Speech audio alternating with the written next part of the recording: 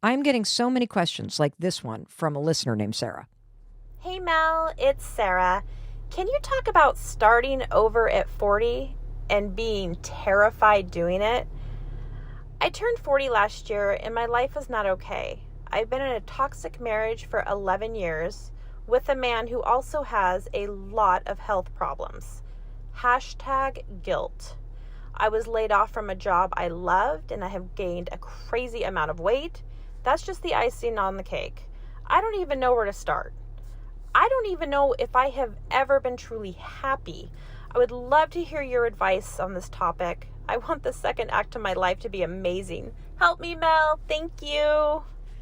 All right, Sarah. First of all, thank you to Sarah for doing the work for all of us because I swear to God, I am getting this question a bazillion times. And I want to say one thing out of the gate. Sarah said that she is terrified of starting over. First of all, everybody, you're never starting over. You're always starting from experience. This is so important for you to understand. Just because you got laid off, just because you've ended a relationship, you're not starting from scratch. You have all the experiences, good and bad, in your life that you can now use to reinvent and reimagine what the next chapter of your life looks like next. And I'm seeing the same question that Sarah's asking. I don't even know where to start, Mel. I know that I got to change things up. I know I got this flame inside me. I want to be happy. I deserve to be happy. I'm not even sure I even know what that means. I am seeing this question in so many forms, whether it's those of you in your 20s that are writing and you've graduated from college and you have no idea how to begin creating the next chapter of your life, or you're writing in at the age of 33 and like Sarah, you've been laid off from your job. In fact, it seems like everywhere I go, I don't know if this is happening to you, whether it's being on the set of a television show or giving a keynote presentation, at some point, everybody's kind of leaning over going, yeah, we just went through layoffs. So you're not alone. Or maybe you're on the other side of this. Because so many people got laid off, you actually have been promoted. But now you're freaking out because you feel like you're an imposter in this role and you're not capable of handling it. Or perhaps you're 55, seeing a lot of these kinds of questions. Mel, I am now an empty nester. I want this next chapter of my life to be incredible. And I'm starting to look at my spouse now that the kids are gone. And I'm like, oh, I don't know about this. Or maybe you just met the love of your life and it's unbelievable, but you are worried, terrified, in fact, that you're going to screw it up. So I want to talk about Sarah's question globally, because she's not the only one who's feeling kind of scared about this notion of what this next chapter might be. She used the word terrified. You don't have to be terrified. This is one of the greatest opportunities of your life. So if you want to change, you either want to step into your power when good things are happening, or you want to just look out on the road ahead and create an exciting new possibility for yourself. You are listening to the exact thing that you need to hear, because that brings me to the overall topic today, and that is reinvention. Now, 90% of the questions that I'm getting right now are about the topic of reinvention. How do I reinvent myself? How do I reinvent my life? You may not be using that word. I mean, Sarah didn't, but that is exactly what you and I are going to talk about today, because I want you to imagine a brand new possibility for your life. And if you, like Sarah, can say, I want to be happy, I want the next chapter of my life to be amazing. If you can just even start there, all you have to do is start to think about what kind of a map do you need in order to chart a course to make that possibility that you see for your life a reality. And I love this topic of reinvention. I love it, love it, love it, because I have this metaphor that I've been using for years when it comes to understanding reinvention. And what is the metaphor? The metaphor that I use is a road trip. That's right. Life is one big road trip. And we're going to use this metaphor of a road trip to demystify the entire concept and process of reinventing yourself or reinventing your life. And for those of you that have listened to my number one ranked audio series on Audible called Reinvent Your Life, you have heard me talk about this metaphor. And this is such a powerful concept because the fact is, life is a journey. It's one big road trip. And for too many of us, that road trip is boring and monotonous. And I want to shake things up. I want your life to be the most exciting, exhilarating, amazing road trip that you could possibly imagine. And we're all on this big road trip. We all began at the exact same mile marker, 0. Every single year of your life is another mile marker on this twisting, amazing journey called life. For me, I'm at mile marker 54. That is how far down the road I am. And so I want you to stop and just think, okay, well, what mile marker am I at right now? And it's a useful exercise to think about it that way, because when I say to you, hey, I'm at mile marker 54, that tells me that there's a lot of road that I've covered behind me. But guess what? There is a huge open road ahead of me. And when you take responsibility for charting that course of where that open road is going to lead you, you take control of your life. That's what reinvention is all about. It's about creating a map, picking a destination, and charting your course on this road called life. And here's what's exciting about that. You get to choose. You get to choose how fast you're going to drive, whether you're going to take the highway, whether you're going to twist and turn, where you want to go next. And so Sarah's question was, Mel, where do I start? We're going to start by pulling over. And the reason why we're going to start by just mentally pulling over together for a second is because Sarah is literally describing her life as if she is driving through a hellish, heavy rainstorm with hail dropping down. I mean, between the toxic husband and the weight she's put on and getting laid off from her dream job, holy smokes, it's like raining sideways in your life right now, Sarah. But that's okay. That's okay. Because we know that the rain doesn't last forever. We know that on the road ahead, there are going to be sunny skies and there's going to be big fluffy clouds and all kinds of amazing views. And you can make it through this rainstorm. And so here's what we're going to do, though. You can't possibly assess where you're going until you pull over for a second and you reflect on where you're at right now. And more importantly, where do you want to go next? I mean, think about the last time you got lost. When you get lost, does driving around help you find yourself? No. You got to pull over. You got to figure out where you are. You got to consult the mile marker. You got to look for landmarks. And then you got to figure out, okay, where am I going next? And so pulling over is a mental strategy. Visualize yourself right now, just pulling off the road of life onto the side for a second. Because by pulling over for just a second, you're acknowledging what Sarah's saying. You're going to hit the pause button on your life as it is right now, and we're going to take a second to collect ourselves, and then we're going to figure out the destination and where we want to go next. And that brings me to the next step of reinventing your life. And I'm going to go to a question from a listener who has pulled over. She is reflecting on where she's at right now.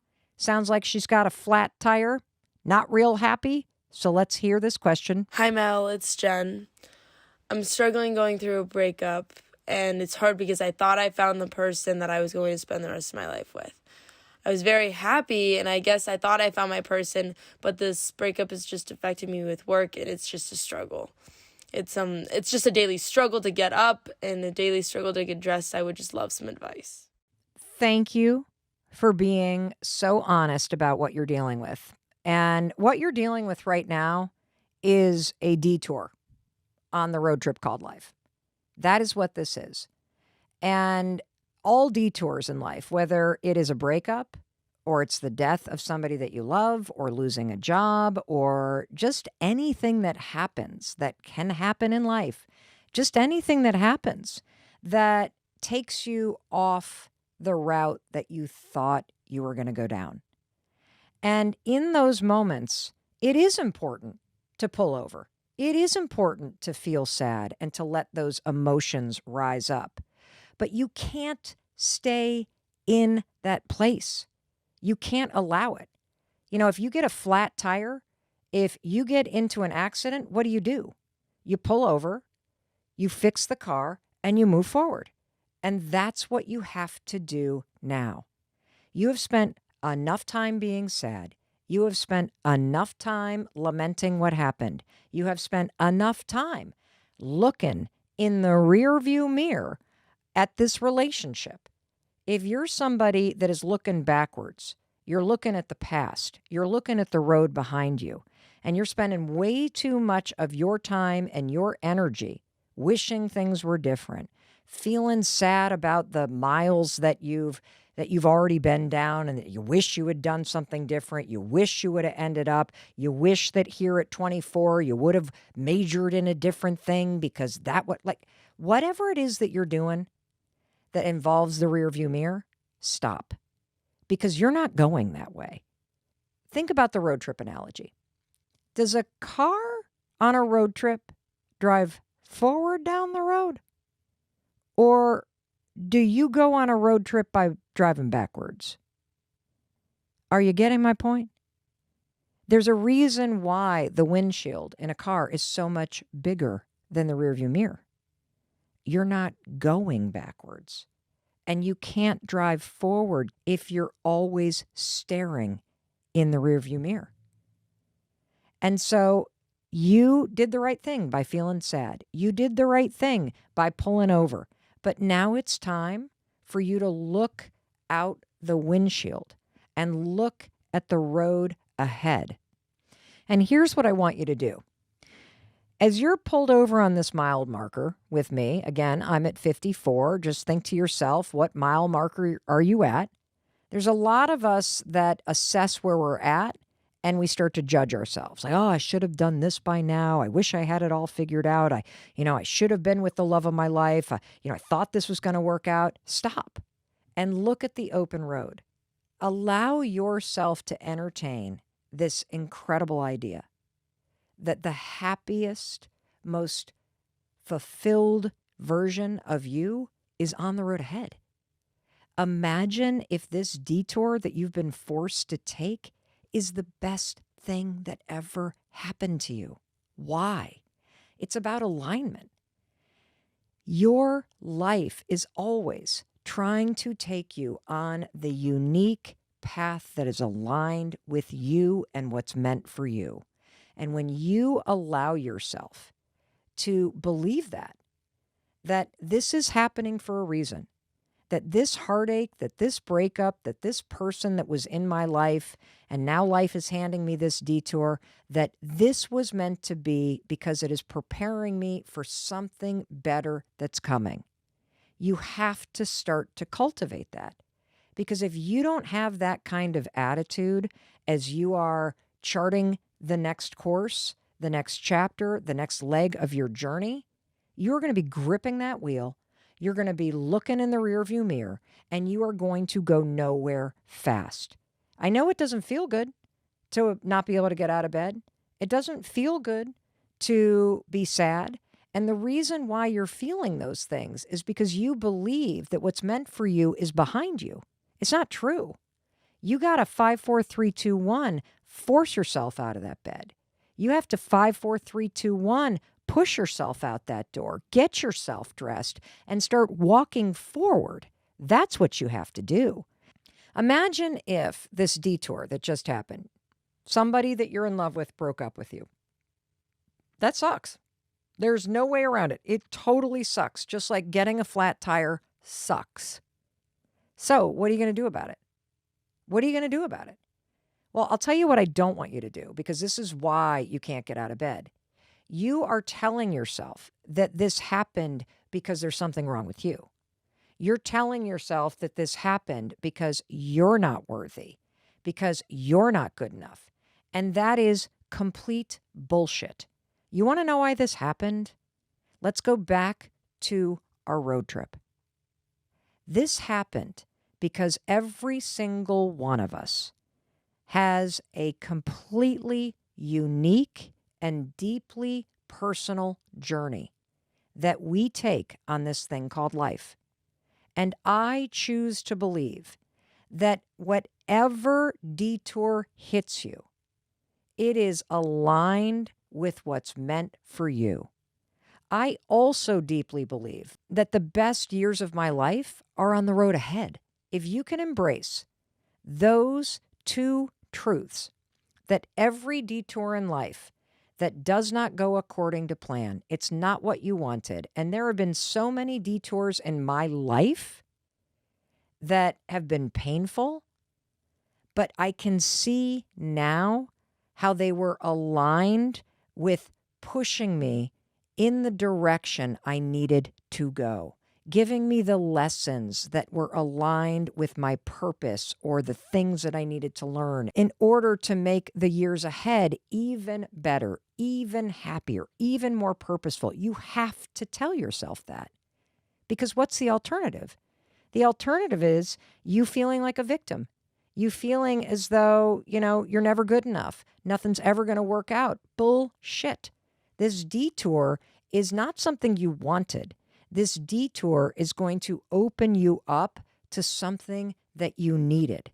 I swear to God, when you start to think like that, when you grab the wheel of your life, when you take responsibility, not for the detour, but for how you're going to navigate what happens next, that's when you tap into your power, and you can do that. This isn't about some guy breaking your heart. This is about you discovering how to love yourself. So here's what I want you to do. Clearly, you believe that finding your person is something that you need to do. So on a piece of paper, write down all the things that this person does for you. How do they make you feel? What are some of the things that they do for you? The kind of person that you're going to fall madly, deeply in love with. Now, all those things that you write down, do them for yourself. That is what this detour is trying to teach you. That the one person that you need to truly love and truly be in a relationship with, your person, so to speak, you already found that person, and it's you. And so I think that this detour is giving you the detour you needed, the breakdown you needed, so that you could strengthen your relationship with yourself. That's why this happened. And you can think the years ahead, Mel Robbins, the years ahead, these are going to be the best, most loving, happiest years of my life. You, my friend, reinvent everything. My name's Mel Robbins. I'm so excited you're here because we're talking about the road trip called life, how you navigate it, how you chart a new course, picking the proper destination to go to next, and most importantly, having the kind of attitude that the best years of your life are on the road ahead. And at any single moment, you can make a decision to take the wheel of your life and turn it in a new direction. And that brings me to our next question from a listener named McKenna. Hey Mel, it's McKenna. My question for you is, what do you do when you feel blah? Everything is fine, life is going your way, nothing bad is happening, but all of a sudden you're stuck in the limbo of feeling absolutely nothing and lackadaisical. It can last a few minutes or even days. How do you push through and keep on keeping on? But I have a family and young kids that I don't get to see much because of my work schedule, so the time I have is very precious and I'd rather not spend it a gloomy gus. Have you felt like this before? What do you do to get out of it? Thank you for everything. McKenna, boy, am I glad you asked me this question, because there is no way in hell I am going to let you stay in that blah space. And you just asked if I've ever felt that way before. Of course I have. This is so normal to have periods of your life where you feel blah, where you feel lackadaisical, where you just kind of have no energy. And there are a lot of words for this. People describe this as feeling stuck, being in survival mode, And coming out of the last 2 to 3 years that we've had, researchers have given it the label languish. It's just sort of this like, nothing's really wrong, but nothing's really right. You don't really have any enthusiasm. And if I go back to our metaphor about life being one big long road trip, the way that I would describe it is that you're just on autopilot right now. That's right. Cruise control is on. You're rolling down the road of life. You're exhausted. You're trying just to get to the next mile marker. Well, guess what? There's really, really good news here. And the first thing that I want to acknowledge you for is that you've already checked the box on step 1 for changing this situation. And that is you recognize it. Seriously, it's really important if you relate to what McKenna's saying, or you're going through the motions in life, you're just sort of on autopilot, you're not really paying attention, nothing's wrong, nothing's right, you're kind of blah, you're kind of bored. Step 1 is you got to check the box and say, boom, that's me. I'm on autopilot and I don't want to be on autopilot anymore. Step 2, you have to look ahead at that open road, and you must intentionally figure out a specific destination that makes you excited to drive toward it. One of my fondest memories from childhood was the summer that my father rented a motorhome, and we did a cross-country family road trip to hit as many national parks as we could. And the big, grand prize destination that my dad was like super excited about was we were going to reach Yellowstone, and we were going to stay at that big lodge at Yellowstone, and we were going to be able to see Old Faithful. And ironically, my dad, my brother, and his kids, and my husband, Chris, and our son, they're all on their way to Yellowstone right now. Talk about a full circle moment, little synchronicity there. This is the right story to tell you. What are the odds of that? So I remember, you want to know why that road trip was so exciting?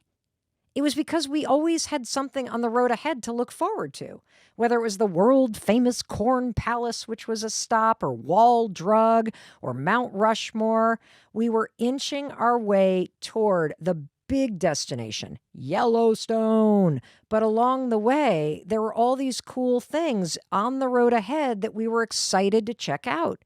You need that in your life. And now some of this analogy is starting to make sense, right? Because if you're staring in the rearview mirror, that's not exciting. You're not heading in that direction. If you look out at the open road and you don't see anything in front of you that you're excited about, that's a problem. And so here's the solution, as counterintuitive as it may seem. When you look out on the open road, and for me, I always like to go and time travel about 2 years ahead, because I think in 24 months, you can chip away and make just about anything happen. That's plenty of time for you to start working toward something new. And there's 5 reasons why this matters. You have to get intentional about where you're headed next, about that destination, about your Yellowstone, which had always been a dream of my father's, to take his family there. And there is something that you dream about, and it's time to start dreaming big again, especially if you're feeling blah. And there are 5 reasons why this matters. 5 reasons why you need to dream big. Number 1, big dreams, a new destination that you're going to head towards, having something out on the horizon that you're looking forward to, that you're working toward, it creates energy in your life, which is something that you're clearly missing. I can hear it in your voice, McKenna. It creates excitement. It gives you something to look forward to. It gives you a goal to work toward.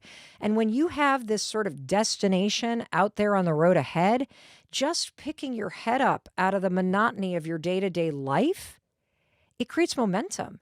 And that forward momentum right out the front on the road ahead, that's so important, because that's missing for you right now, isn't it?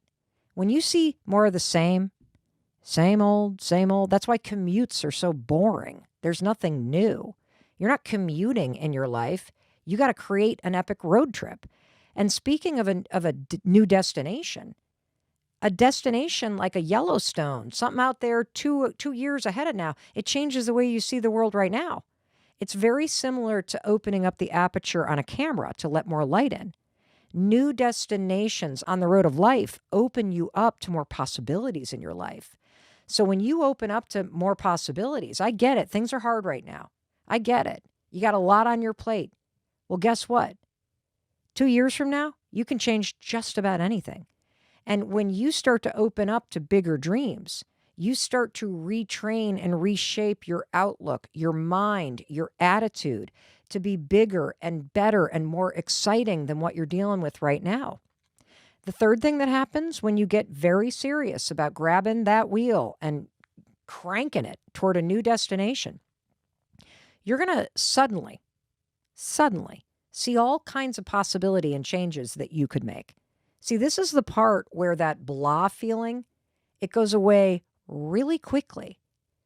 And I'm going to give you an example, and then I want to talk about some research about why adding something exciting on the road ahead fixes that feeling of being on autopilot and shakes you free from that heavy blah languish that you're in. Have you ever noticed that the moment that you plan a vacation, let's say you're going to take the kids to Disney, you're going to get away, you immediately feel better. You're not even on vacation. Research shows that when you plan something like that, you get 2 bites at the excitement apple. The first one is just planning it and having that trip to Disney out on the road ahead, because now you're excited because you're looking forward to it. And the second boost that you get is when you actually go on the vacation. But the reason why it's so powerful to have something out in the future is just think about how it impacts you before you go away. You're not even there yet. It's a week before you're going to board the plane with your kids and go down to Disney. And you walk into work on a Monday, your boss can pile work up to your eyeballs. Do you care? I don't think so. Why? Because Disney is in your future, and that's pretty cool. So even the demands of your current day-to-day blah draining life, they don't get you down. Why? Because on the road ahead, you got something pretty cool. That trip, just planning it, just visualizing it, just thinking about what's in your future, it boosts your mood. It picks your thoughts up. It even helps you be more productive. And this is all simply because you intentionally put something out in the future, a new destination that makes you excited. That's why this matters so much. And here's the other thing. I know what you're thinking right now. Mel, I don't have time for this shit. A new destination, a trip to Disney. I work so much, I barely see my kids. Well, I got to hit you with some research, because particularly when you're exhausted and overwhelmed and it feels like something needs to give, guess what? We tend to feel like we just need a break from it all. But the research proves something very counterintuitive. Because when you're overwhelmed like McKenna is, when you're feeling checked out, blah, you're on autopilot, cruise control, you're just kind of zoned out in life, do you know what you need? You need engagement. You need to add energizing activities to your schedule. And when you do that, something miraculous happens. You feel like you have more time. I know this is bananas, but let me just kind of unpack this study for you. This was done by Laura Vanderkam. She writes about it in this essay in the New York Times. There's a better way to reclaim your time than quiet quitting. She did a study in 2021 where she worked with super busy people just like you who feel exhausted and tapped out. The people in her study said things like, life feels very chaotic with so many different balls in the air. Same. My work to-do list is never ending. I bet you can relate to that. Or how about this one? I need a few more hours each day in order to have time to just manage my family and my life. Wouldn't that be nice? Well, what she did over the course of 9 weeks, this is really interesting. Instead of asking people to scale back or have better boundaries between work and life, you know what she taught them to do? She taught every one of these folks that are as busy and as burnt out as you that you need to add something. Whether you're building in regular physical activity, or you're building in a new little adventure, or you're putting something that requires effort, but it's meaningful to you, that you choose action over no action. So, for example, instead of just passing out on front of the couch and watching your favorite series, pick up a book and read a novel instead. She also introduced people as busy as you to this principle of take one night for you. And that just means commit for a few hours once a week to doing something you enjoy. It can't be work related, not with your family, but just for a few hours each week. Instead of doing less, add something in. Join a choir, a softball team, and something that makes you. And here's what's amazing about it. When it's something you're interested in doing, even though you look at your schedule right now and it's a giant Jenga puzzle and you're like, I cannot add one more thing to this thing, baloney, you can. Because when you sign up for something that matters for you, you commit to doing it. It nudges you to figure out the logistics, to arrange the childcare, to get your spouse or a friend or a family member to cover for you, even if life feels so busy that you can't even contemplate such a thing right now. And it works. It works. The participants in her studies, believe it or not, even though their schedules when they began the study were just as overwhelming as yours, when they committed to doing something literally like just singing in the church choir, you know what they reported? That their time felt more abundant. This is the Disney effect that I'm talking about. This is like picking your head up out of a monotonous part of the road trip and seeing, oh, wow, every minute we're getting closer and closer to Yellowstone. Oh, wow, I got church choir this week. I got my pickup soccer league this week. I got the tutoring that I'm going to do as a volunteer this week. It re-energizes you. And in fact, people even reported making more progress at work, finding more time with their family. They had an increase of energy and engagement that spilled out into all areas of their life. You know, the fact is, we all have the same 168 hours every single week. But here's the thing about time, and it's also true about the journey of life.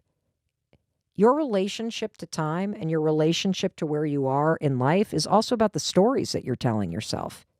Your life is always going to be filled with to-do lists.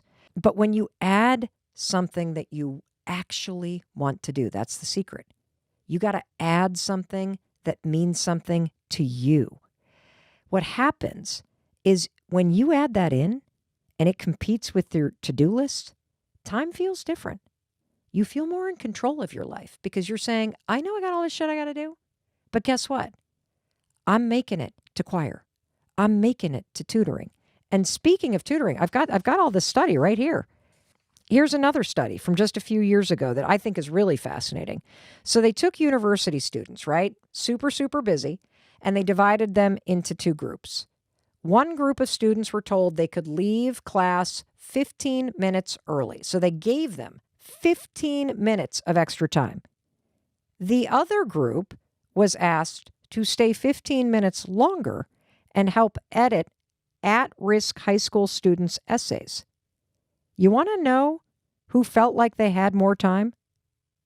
The kids who took 15 minutes to edit those high school students' essays. Why? Well, logically, it doesn't make any sense, does it? Because we literally gave the other students 15 extra minutes. But what do they do with it? Nothing meaningful. They probably walked over to the co-op or sat around and scrolled through social media. What happens to you when you intentionally spend time doing a rewarding and engaging activity, your time feels less scarce. That's pretty freaking cool. And when you put time into something that is meaningful to you or you find energizing, your whole narrative about your life and your power changes. You no longer feel like your life is a slog. I do this all the time. I'm probably somebody from the outside that you think is one of the busiest people you know, and I am. And there's that saying, you want something done? Ask a busy person. because they figure out how to fit things in. I am doing this 75-day challenge, 75 hard. Why? Not because I have a lot of extra time, but because I know that when I add something in that matters to me, it levels up all areas of my life. I find time when it's important. And there's something about getting really disciplined and excited about doing something for yourself, even though you're super busy, that does spill out into the other areas of your life. In fact, my husband, Chris, right now, he's getting a master's in spiritual psychology. Does he have time to do that? No, not as a hospice volunteer, not as he is busy launching a new program for his men's retreat called Soul Degree. He doesn't have time to do that, but actually he does, because he is making the time. I have seen this research work in my own life. I am telling you, as counterintuitive as it sounds, please look at the road ahead. The best days of your life are ahead of you. You have to start dreaming big right now. And it creates this upward spiral. And I want to give you 2 free, zero-cost resources to help you dream bigger and to help you get clear, because there's a lot of you that are going to now write into me and be like, I don't know what I want. I see the open road, Mel. I want it to be great, but I don't know what I want. No problem. We got you. Zero cost. In the show notes, there are links to 2 episodes of this podcast. One is about dreaming bigger, getting in touch with that burning flame inside of you. And that podcast episode is called Your Dreams Are Not a Joke. It's one of our most shared episodes. You're going to love it. Second episode, another one of our top performing episodes. You guys love this one. You've been sharing it like crazy. It's a toolkit for setting goals. Both of those are master classes that will help you. You're pulled over at this mile marker. We want you to look at the road ahead. You got to start dreaming bigger. You got to insert something into your life right now that makes you excited. So, back to my story about the road trip, this is like the ultimate destination is your dream. So that would be Yellowstone. That's what we're reaching near the end of this trip. But coming up next on the journey, it's the world famous Corn Palace, people. We're going to hit that in an hour. And so that's how you toggle between adding something in now to create energy and then getting serious about those dreams that are out on the road ahead. And I have one other free resource for you. I mentioned that I'm doing 75 hard. You don't have to commit to a 75-day mental discipline challenge.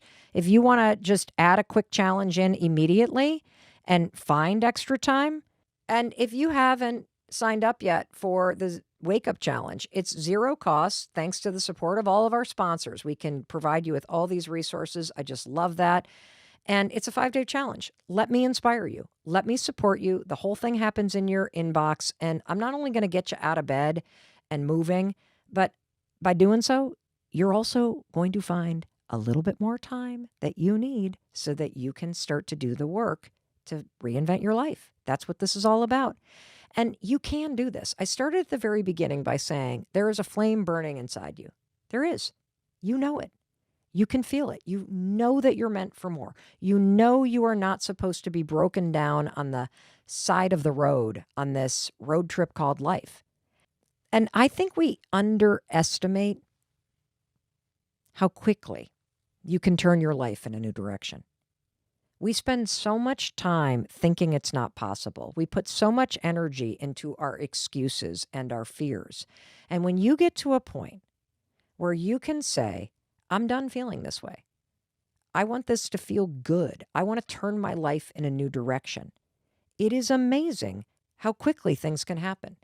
And so I want you to hear from a listener to this podcast named Denise, who had been thinking about doing something for 20 years. As she's going down the road of life, deep within her, the flame that was burning was, I would love to be a voiceover artist. I would love to do that. And for 20 years, she thought about turning her life in a new direction. Just thought about it, just like you keep doing.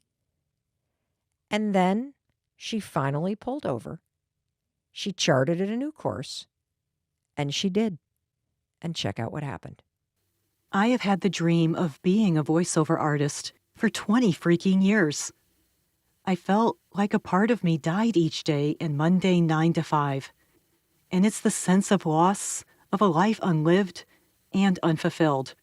I want my dream, And I want the fearless and faith-filled conviction that I will be safe and okay as I do this and not worry about how my husband or anyone else feels about it. I just knew I cannot settle anymore. And now I'm reflecting on the past 6 months. I set a goal to have a live voiceover ACX profile by June 13th so I could narrate books. And the profile didn't go live until August. I wasn't hard on myself, but celebrated what I did do, actually taking and posting a photo of myself and taking action steps. Just today, I received my second narration job, so there are now 2 books in the works. I have 3 more auditions being reviewed. I'm auditioning for commercials and reaching out to potential clients with plans to be a full-time, thriving voiceover artist by this time next year. I'm a happier, more committed to my dreams person with infused energy, drive, and excitement. I know the best is yet to be. Thank you, Mel, and your team. I'm just basking in just the sound of a person's voice who is fulfilled because she got serious about what she wanted her life to look like. She did that in 6 months. And this is something she was thinking about for 20 years. So whether you've been thinking about this flame inside you and you feel it burning bigger or bigger for 20 minutes, or like Denise, you have been pushing off your dreams. You have been on autopilot. You've been worried about what everybody's going to think. And you have been preventing yourself from turning your life in a new direction or charting a new course or picking a new destination. Stop it. You only get one life. And what Denise said is right. Living on autopilot, that is a life unlived and unfulfilled. You do have dreams, and you do deserve to make this next leg of the journey of this thing called life as exciting and as amazing as you possibly can. So pull over, assess where you are. Remember, do not stare at the rearview mirror, but focus on the windshield because you're going forward, my friend. Remind yourself that the best years of your life are on the road ahead. And then I want you to take that wheel and I want you to turn your life in an exciting new direction. Because if you're willing to do that, that means you're willing to take responsibility for your happiness. You're willing to take responsibility for where you go next.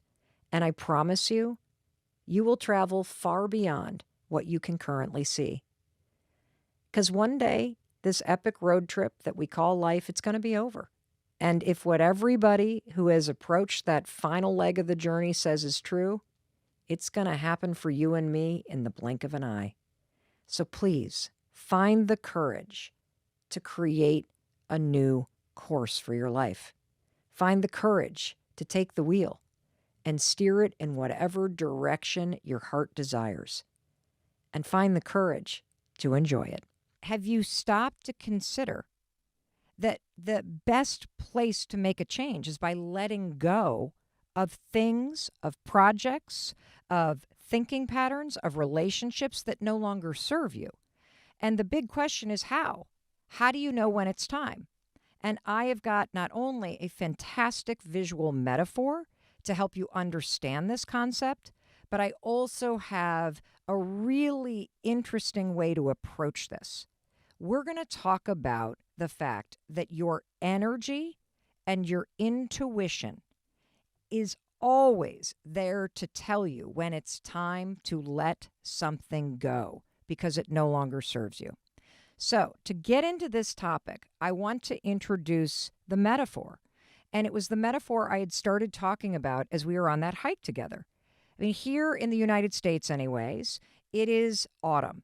It is the fall season. We are all about pumpkins. We are in harvest time. There are corn stalks everywhere. We're getting ready for orange and red and all those amazing colors and carrot cake. I mean, I love this time of year. And I realize it may not be fall where you are.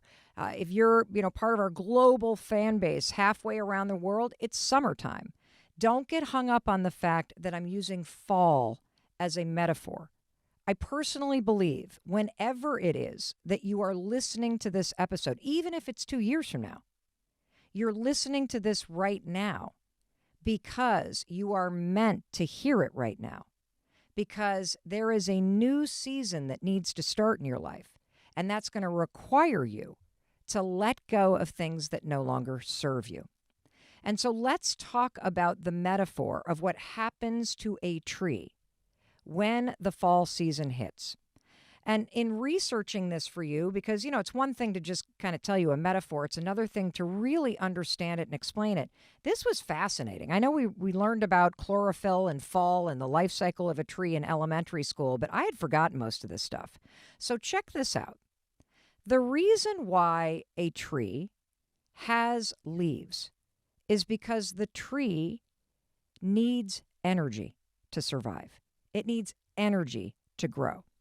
And the leaves have a very particular purpose. The leaves are there to take the sunlight and convert it to energy so that the tree can grow. And in exchange, the tree gives a ton of water back to these leaves. I mean, this process of the leaves sprouting and the leaves growing and the leaves taking its surface area and converting the sun into energy so the tree can go from a tiny little acorn to a mighty oak, that is a lot of energy. And there's this reciprocal nature to the relationship that a tree has to its leaves, because the tree has to bring in tons of water in order to fuel this energy exchange. And here's the reason why leaves fall off a tree. In the middle of winter, at least here in the United States, when the ground is frozen and snowpack is on top, there is no water for the tree. And if those leaves with their big flat surface were to stay on that tree through winter, the leaves would kill the tree. It would suck the tree dry of all the water that it needs.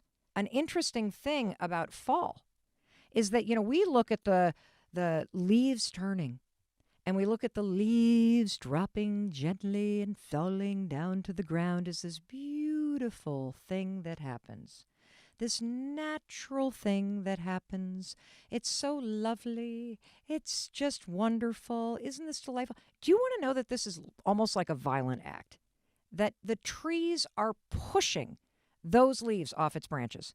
The tree is basically going, yo, if you are hanging around on my branches through the wintertime, you are going to suck me dry of all my energy. I am going to die if you don't get off my freaking branches.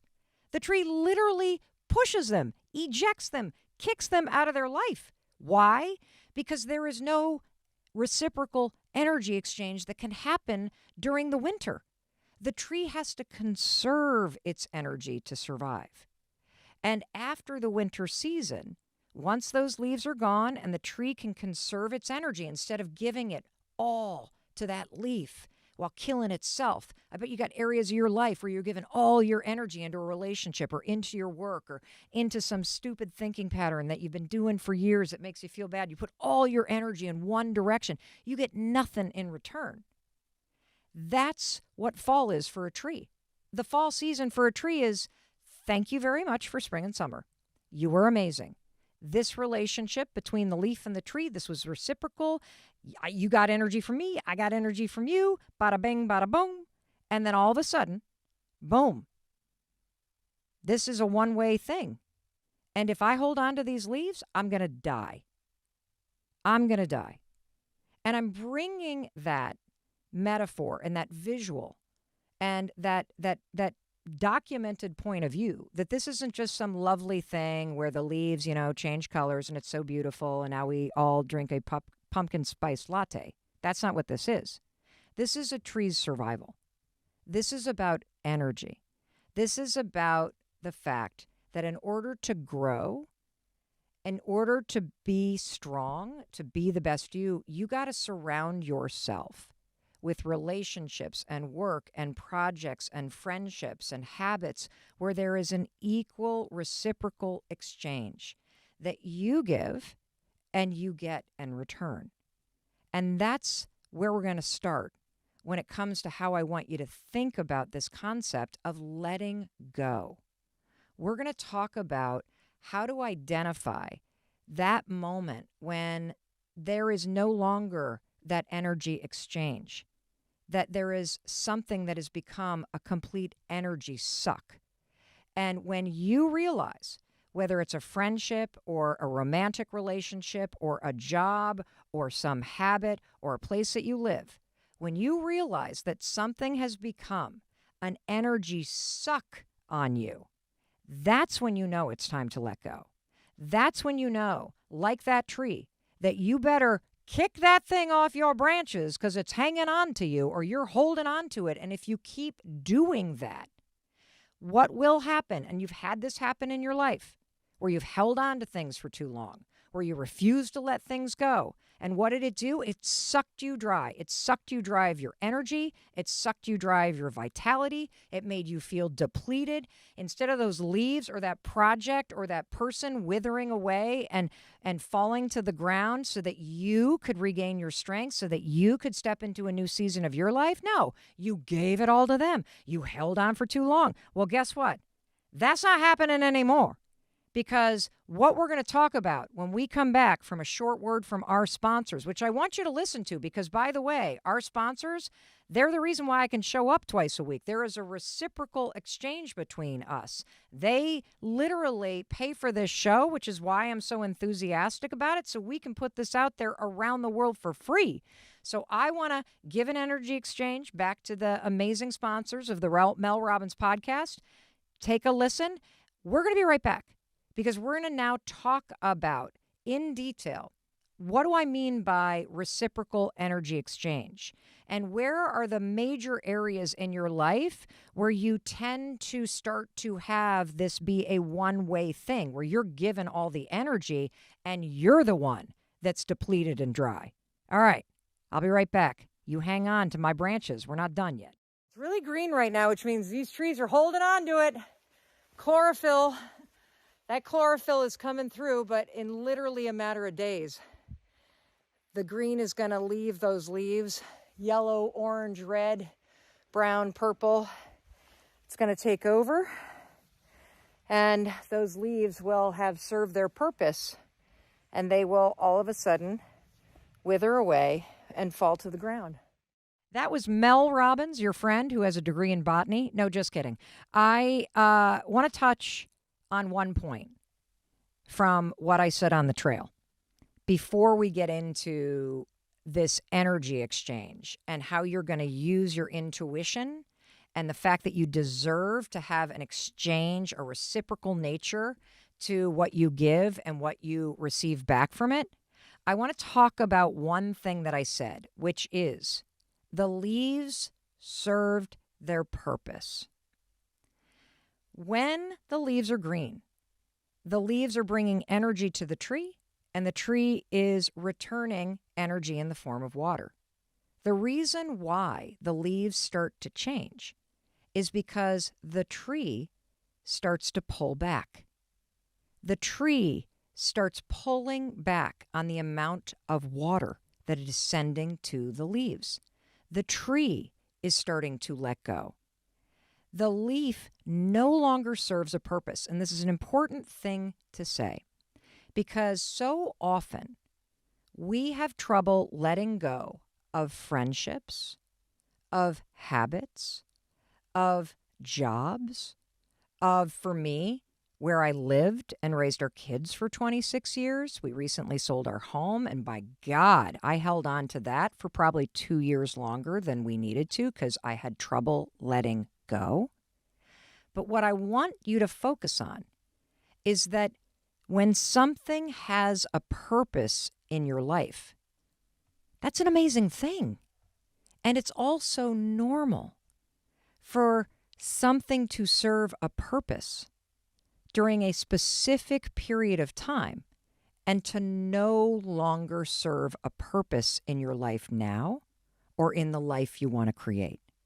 And so when you honor that a friendship served a purpose, and a really good example of this is, you know how whenever you have a new job, or you move an apartment, or you move to a city, that all of a sudden the patterns in your life change and your friendships change.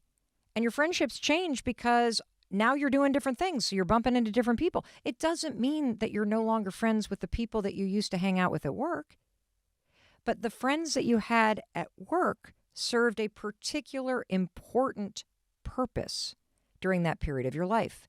There was an equal exchange back and forth. What you gave, you received back. It's why you ate lunch with the same people every day. You enjoyed them and they enjoyed you. But now that you live somewhere else, putting a ton of energy back into that relationship when you're not going to get the same back, it doesn't serve the same purpose. And that's why when you let go of friendships, you also need to let go of the judgment on yourself, like there's something wrong with me, and am I doing something wrong, and do I have any friends? Of course you have friends. The patterns of your life have changed. You're putting energy somewhere else because you're getting energy from somewhere else. This is the natural cycle of life. It's the natural cycle of relationships.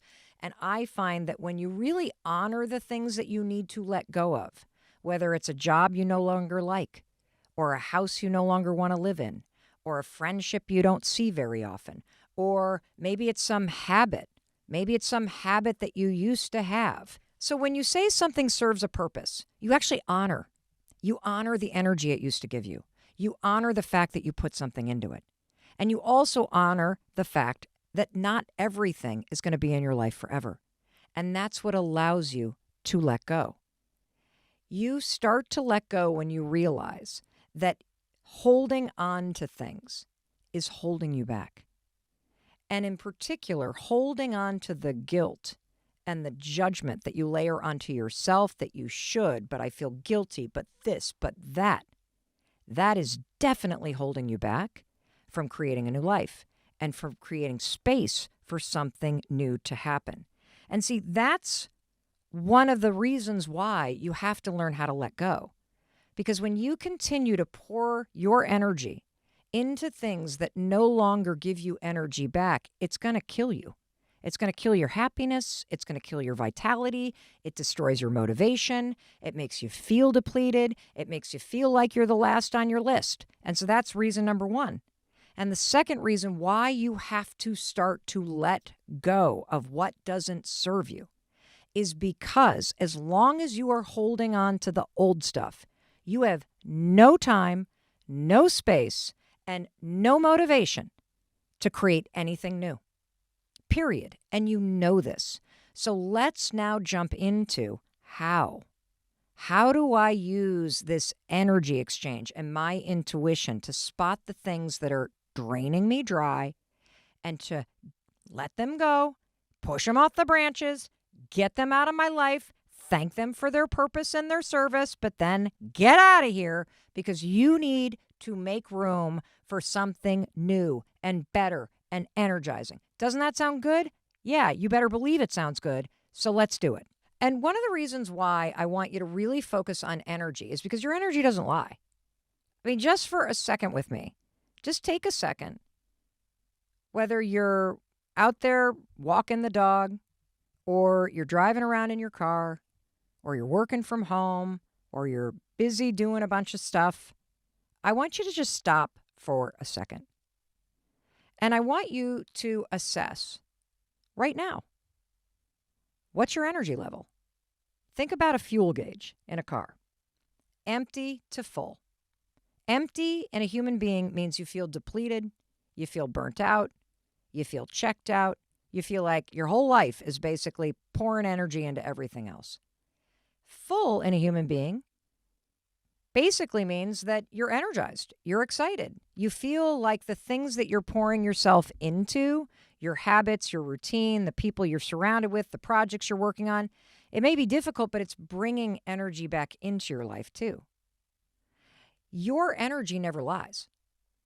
We are energetic human beings. And I know that sounds woo-woo. We can get into the neuroscience on that on a totally different episode, but let me prove it to you. Have you ever walked into, say, a coffee shop and the person that is behind the counter is having the world's worst day? They are super grumpy. It doesn't matter how big your smile is. It doesn't matter how nice you are. They are like, that energy actually impacts you, just like your positive energy can impact somebody else. Energy is contagious. And most importantly, when you hang out with your friend Mel Robbins, I'm going to teach you to start to pay attention to it, and I'm going to teach you to trust it, because energy is also tied to intuition. And we're going to get into this tool of how do you assess, is something giving me positive energy? Is something giving me negative energy? Is this a relationship that is one way, or is this something that gives me something in return? That is the tool we're going to talk about today. And what if the very next morning you walk into the coffee shop and you're having a bad day? Like one of your pets is really sick and it just is really bumming you out and you're feeling really low. And the person behind the counter is just the nicest person on the planet. And they look you in the eyes and they give you a big smile and they are really cheery and they compliment you. And they maybe even ask you, hey, how you doing? You're like, I'm not doing so great. Oh, I'm really sorry. Coffee's on me. How do you feel? You feel better because they poured their positive energy into you and that lifted you up. Energy is contagious. It also always tells the truth. It's like a compass. In fact, a compass runs on magnetic energy. That's why a compass always points true north. It never lies. Your energy doesn't lie either. It's why you feel kind of off around certain people. It's why if somebody texts you and you don't like them, you're like, ugh. But if you like the person, you're like, oh, yeah, cool. Energy never lies. So let's talk about how we're going to use it, okay? So I'm going to break the topic of letting go into two different types of situations. And in each one, I'm going to explain how to use energy and paying attention to the energy inside you, both that you're giving, that you're feeling, and that you're receiving back, in order to know when it's time to let go. So situation number one is super easy. And this is typically when it has to do with things or projects or a job or somebody who's like really, really engaging in toxic behavior. Okay? This is the easy stuff. This is when you have a flood of negativity around something. And I'm going to give you a bunch of examples of this, okay? So we all have a pair of pants that we're holding on to from high school or before we were pregnant or whenever that we can't freaking fit into. When you stare at those things, you're reminded that you can't fit in them. When you try to wiggle them on, especially after a shower, you feel terrible about yourself. That is something that is an example. You need to let go of that. That job that you walk into where there is a pit in your stomach and you gripe about it to your friends and you spend all this energy pouring into why you hate it and resist it, you need to find another job. That friend that does nothing but gossip and roll their eyes and drag you down and literally is such a bad influence on you, you need to let them go. And what does that mean? Well, that depends on you. Donate the pants for sure. Start redirecting your energy from complaining about your job to directing energy to looking for a new one. I mean, just imagine. That's the other thing about this. Do you know how much energy and time and effort you waste focusing on resistance and complaining? If you were to just stop complaining for a day about something that gives you negative energy, like your job or your parents or your boyfriend or your girlfriend or your roommates, what if you stopped complaining? Because that's negative energy pouring out, and you directed that same effort towards something positive, like fixing it or letting it go and creating something new that makes you feel good. Like, I relate to that because I think I've spent a lot of my life pouring negative energy at things that I didn't really like instead of realizing I needed to complete this. I needed to let this go. The roommate served a purpose 2 years ago. Not a fit right now, and that's okay. Time to kick the leaves off the branches. You know what I'm saying? Time to save myself instead of pouring everything into either another person or my energy into being upset and frustrated and disappointed. So when you have things that are for sure 100% zapping your energy, or you find yourself complaining, griping, resisting, let go. And you can do that in 2 ways. Obviously, donate, throw out, delete is one. The other one is take all that negative resistance that you feel in you that churns and pour it into something positive. If you can't quit your job, for example, because you need to pay the bills, no problem. Instead of complaining, instead of feeling resistance, spend 30 minutes every morning before you go to work looking for a new one. Or spend 30 minutes every morning pouring positive energy into a hobby or a project or a side hustle that brings you positive energy. And when you start to do that, you start to lift yourself up because you are now getting this reciprocal exchange by pouring energy and attention into something new and something positive. And that's going to lift you up. And by the way, that will also change your experience of that current job that you hate. I know this because I've done it. I remember being right out of, let's see, how old was I? I was 30 years old. I was pregnant with our daughter, who's now 23. And we had moved to Boston from New York City, where I had been a public defender. And I loved that job working for legal aid. And so we moved to Boston. I do not have a license to practice in Massachusetts, so I could not work for the public defender's office. I have to take the bar, but I've got bills to pay. So I get a job in this huge law firm.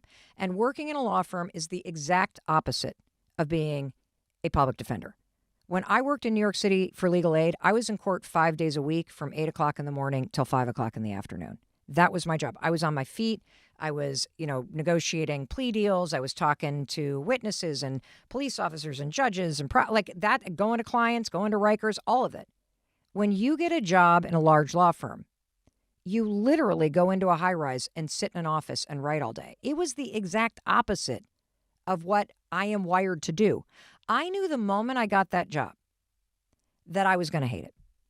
And for a year, I would get on the commuter rail and I would commute in for 45 minutes and then I would get off the commuter rail and I would clomp over to the building and then I would get in the elevator and then I would take the elevator up to the 23rd floor and then I'd clomp. I'd go into my office and shut the door.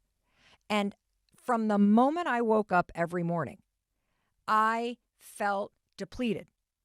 The closer I got to that office as that train clunk, clunk, clunk, clunk down the tracks towards Boston, the more resistance I felt. I got nothing in return from that job.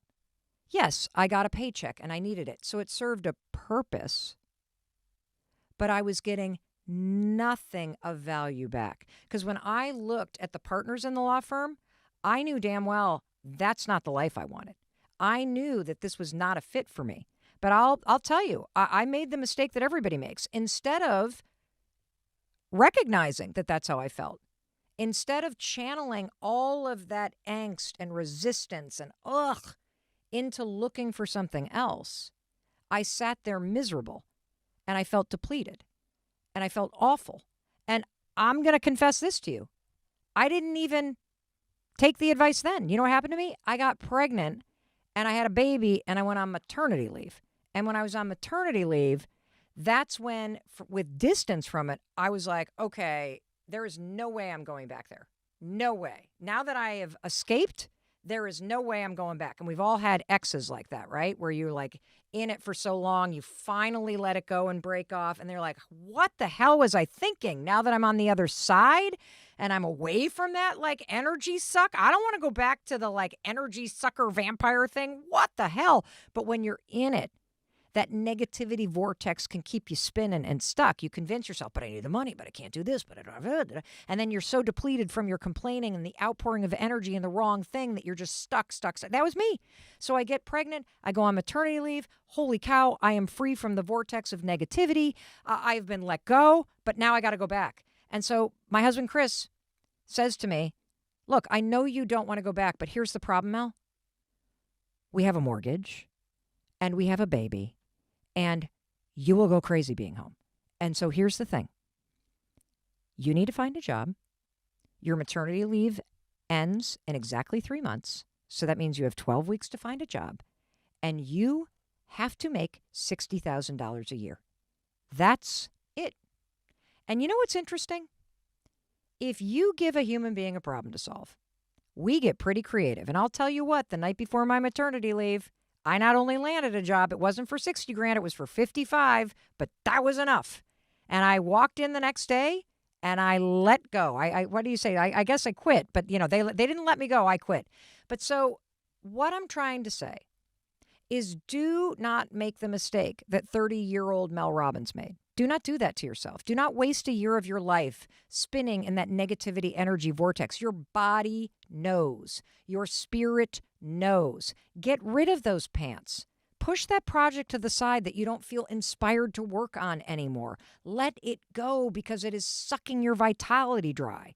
We've been talking about mindset, the filter in your brain called the RAS, and how to give yourself a mindset reset. Look, I want to also say one thing to you.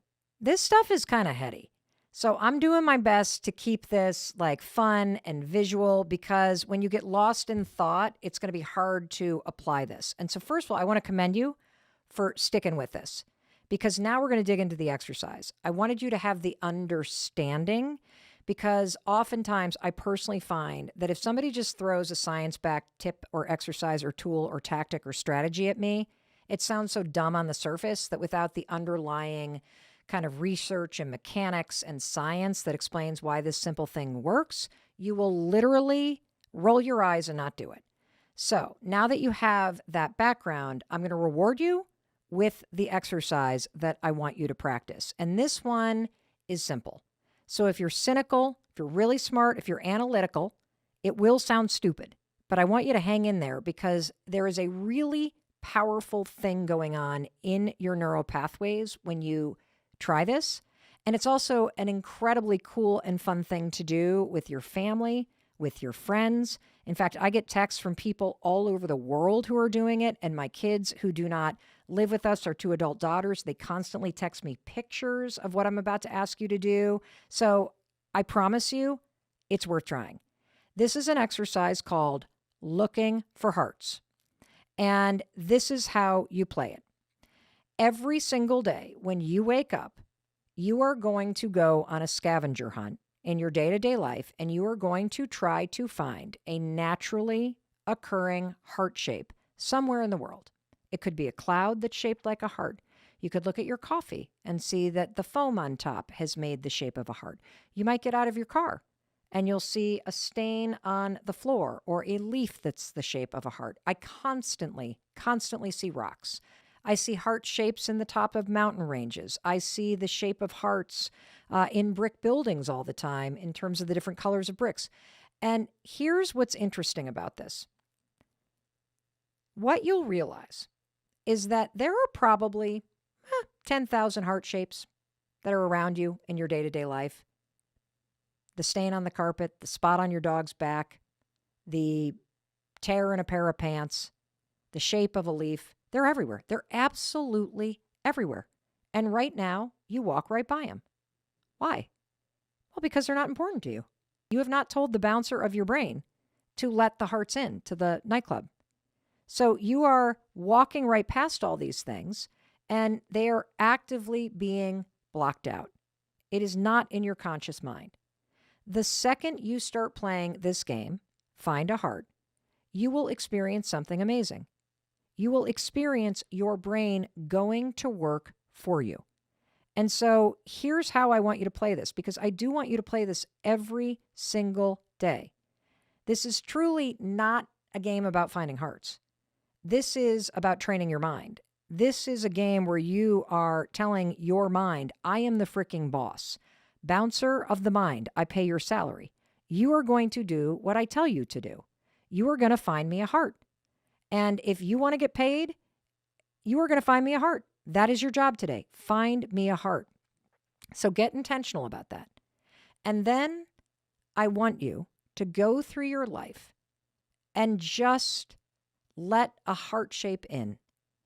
And when you see it, here's what I want you to do. And if you're really analytical, you're going to think this is the cheesiest damn thing you've ever heard, but I want you to do this because there's neuroscience involved. When you see that heart, I want you to pause and I want you to really stare at it for a minute. You can take a photo of it. If it's a rock, you can pick it up, or a leaf, and take it with you. Because I want you to reward your brain for being flexible and for trying to help you. I want you to take that moment for real, as cheesy as this sounds. The foam on the top of your coffee, the shadow on the floor. I want you to take a minute and really savor it and literally just go, holy shit, there it is. That's pretty cool. Yesterday, I walked right past this and I didn't even see it. Thank you, mind. Wow. You just changed in real time. You just let something in that I asked you to let that in. And if you really want to supersize this, if you're somebody that's really struggling with a sense of self-worth or hope or really believing that you can turn things around, I want you to look at that and tell yourself that that was placed there for you to find. That this was placed there because you needed to see evidence that it is in fact possible to change the way you think.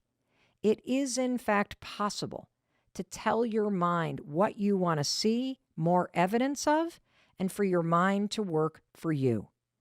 And once you see one heart, you will start seeing hearts everywhere.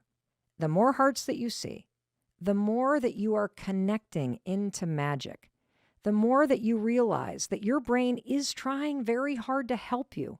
It is going to point out hearts in the moss. It's going to point out hearts on the sidewalk. You're going to see hearts on people's clothing. You're going to see them in paintings. It's weird. They're like everywhere.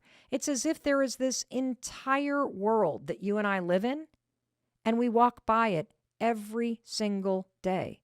And I think that's true about everything that you want.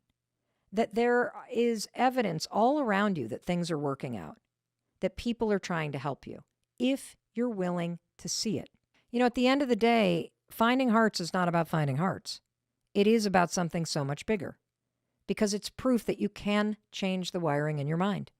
You can manipulate and program this filter, the RAS, to make it work for you. And every time you see a heart, it is evidence that it is true. And so it's important because this is the first step of a mindset reset. Because if you didn't think, my mind can change, it can allow me to see the world differently.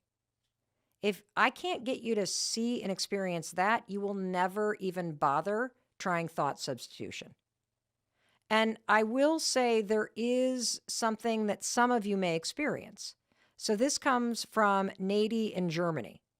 And she wrote, Mel, I loved what you said about looking for hearts, and I've been trying it. And I even saw 2 hearts within an hour. But then I got nervous and was almost afraid to find them. So how do you overcome the fear of making things better? I relate to this because we're used to the way that things are.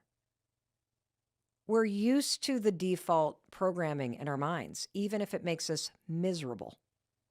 And when you start to catch a glimpse of how things could be different, I think sometimes if you've experienced a tremendous amount of heartache, or you've tried so many times to put yourself out there, the idea of believing again that it's worth trying again, that is what's scary. Here's what I have to say to you. This is not about hope. This is hard science. Because you're living with programming right now. And I am here to tell you it's outdated. In fact, when you start to really play around with this next piece of how you change the way that you think, you're going to realize that you're not even listening to your voice. you're listening to someone else's voice.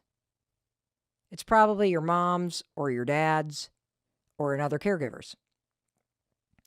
Because that negativity that's in your mind that chips away at you, that default programming that you don't even really hear, for me, I call it my campaign of misery.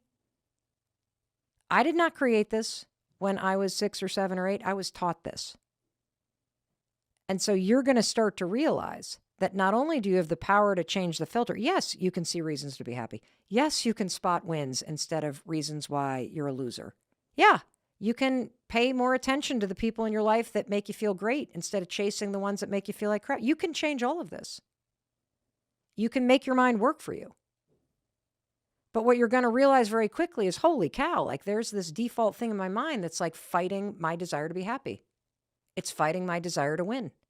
And so that's where we're going to go next, because there is an entirely different reality. One of the reasons why I always say to you is, I love you. I believe in you.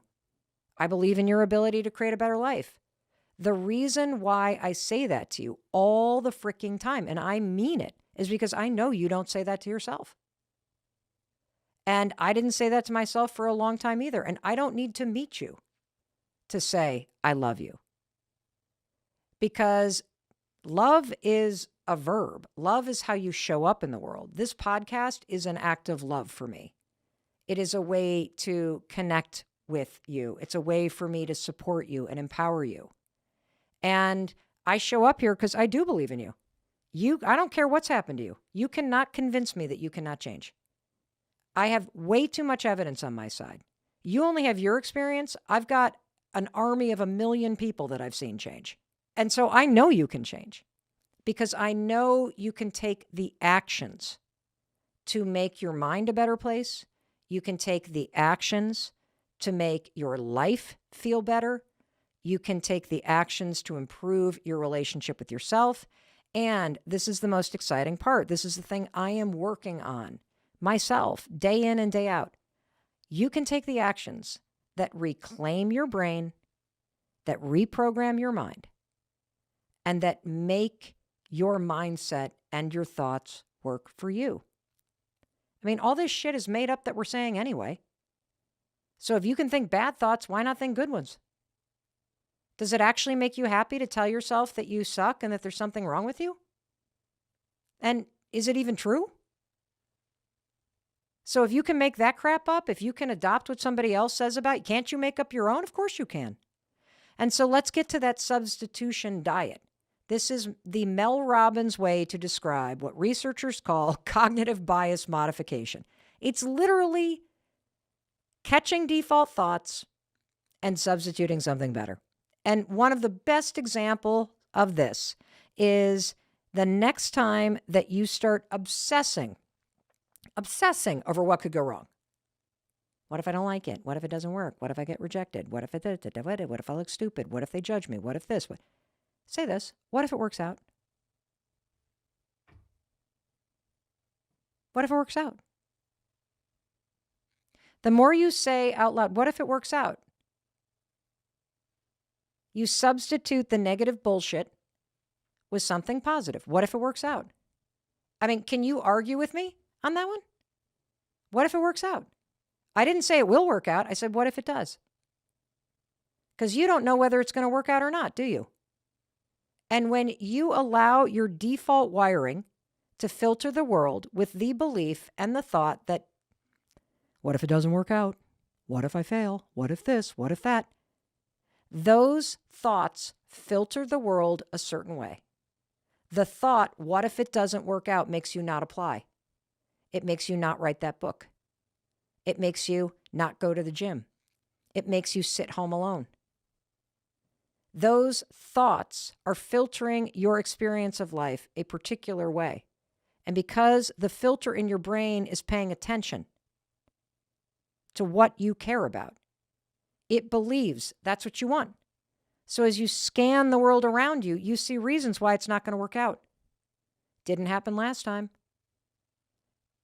It's a weird world after the pandemic. I don't want to embarrass myself. I feel uncomfortable. When you start to engage in thought substitution, what if it all works out? What if leaving my house is the best decision I've made in a decade? What if I meet the person that I was destined to meet? What if going to 90 meetings in 90 days at AA changes my life? What if it all works out? See how that mindset switch, cognitive bias modification, see how that leads you to feeling more encouraged? What if I make these 10 cold calls and nobody takes the call, but I'm okay? What if I walk up to this house that I think is going to go on the market and I knock on the door? And it turns out I buy it before it comes on the market. What if I get into my dream school? You're more likely to apply if you're like, well, what if it does work out? And this is why this is so important, because your brain is paying attention to what's important to you. And I don't think any of us have a clue how much airtime we give to negative thinking, to beating ourselves down, to assuming that life is going against you, to thinking something's wrong, to beating yourself up, to comparing yourself to other people. And when you start to pay attention to two facts, number one, your mind is trying to help you. And number two, when you figure out what's important to you and you make it a priority, your mind will adjust in real time and help you see an entirely new world. And when you see that it's possible that you could get into your dream school, that's a whole new world. When you see that it's possible that you'll make the best friends of your life in the next year of your life, a whole new world is possible. When you see that you can not only get your dream job, but you can land your dream job and it has a bonus, a whole new world is possible. And it begins with two simple things I want you to do. Look for hearts so you experience that a whole new world is possible, that there's a world that you're walking by every day. This is critical. I do this every single day. And, it sounds like such a dumb thing. And I often think about, this moment where a reporter's like, so what's your secret to success? And I'm like, look, I look for a heart every day. I mean, it sounds so stupid, doesn't it? But what I'm actually saying is I am actively engaged in the process of training my brain. Just like you would lift weights or resist weights or whatever it is that you do if you want biceps, you are training your body to be strong. I'm training my mind every single day to work for me. And every time I see a heart, it's a reminder, oh yeah, my brain will tell me what I want it to tell me. And so I can either let the campaign of misery take control of my RAS, or I can tell my brain, no, it is important to be happy. It is important to feel like I'm winning. It's important to put myself out there in light. I need some help with this brain. And so the hearts for me is a simple way to explain this profound amount of research out there and put it into practical use. And this idea of a substitution diet for the shit you've been thinking forever that no longer serves you. That's a simple way for me to explain to you. You're not stuck with the thoughts that you think. That idea right there, that's the whole thing. That's everything. You are not stuck with the thoughts that you think. You can let them rise up, but you don't have to grab them and grip onto them and wrestle them to the ground. You'll be like, oh, there's that stupid thought that my dad taught me to think. Bye, Dad. I choose to think something else because I know what cognitive bias modification is. And that horse shit that you said that I was a failure or didn't mount up to something or wasn't wanted, I don't believe that shit anymore. Because it's important to me to not only see hearts, but it's important to me to encourage myself, to believe in myself, to believe in my life and my effort and my ability. Because that's what I believe. That's why I'm here. You can do this. If I can do this shit, you can do this stuff. You have no idea how screwed up I was. If you wanted to go toe to toe with somebody that had like the darkest thoughts in the world, Mel Robbins will go toe to toe with you any day. And you cannot get rid of it entirely, but thought by thought, you can learn how to not get hooked by it, and you can learn how to start to reprogram your mind. And I'm also going to tell you something. I said at the very beginning, it's not one and done. Like, this is not toxic positivity. I'm not here to sell you a pill to make your problems go away. I'm here to tell you that there will be times in your life where the negativity comes back and the default comes back and things get overwhelming. That happened to me just 6 months ago. When big things happen in your life, it can take you down for a little bit. But coming back to this stuff over and over, looking for hearts, there's the confirmation. I still, even though life sucks, my brain is still trying to help me. And really, I'm telling you, I call it hand-to-hand combat with your mind because that's what you're engaged in. Those negative thoughts either hook you and take you down, or you're like, nope, that's interesting. My grandmother's still bitching at me and she's dead. I don't really need this in my default program anymore. You know, that's what's available to you.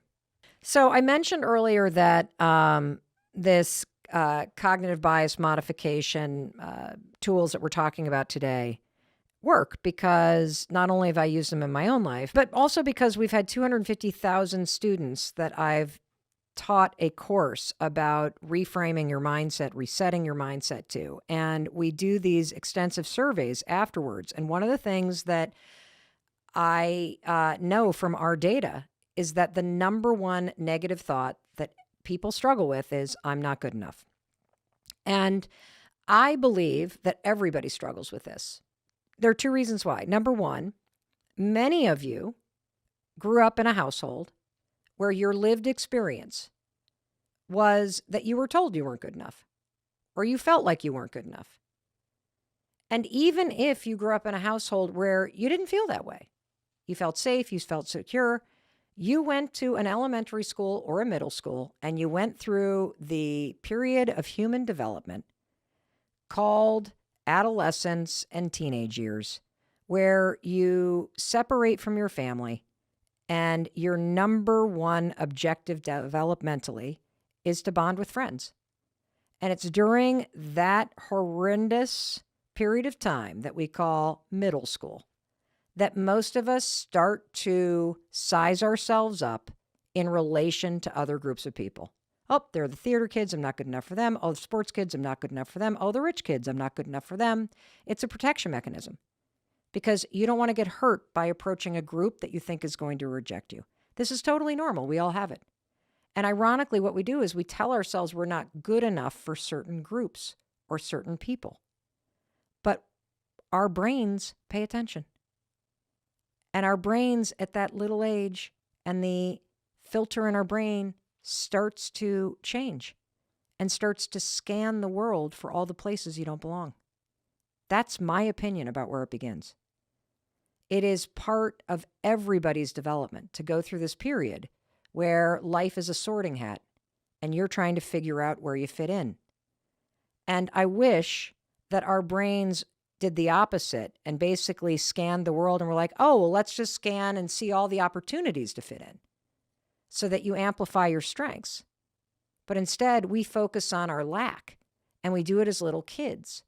And because we've been doing it for so long, whether it began inside your home because of how you were treated or in your community because of how you were treated, it definitely was an experience that you had when you were younger of trying to fit in. It happens to all of us.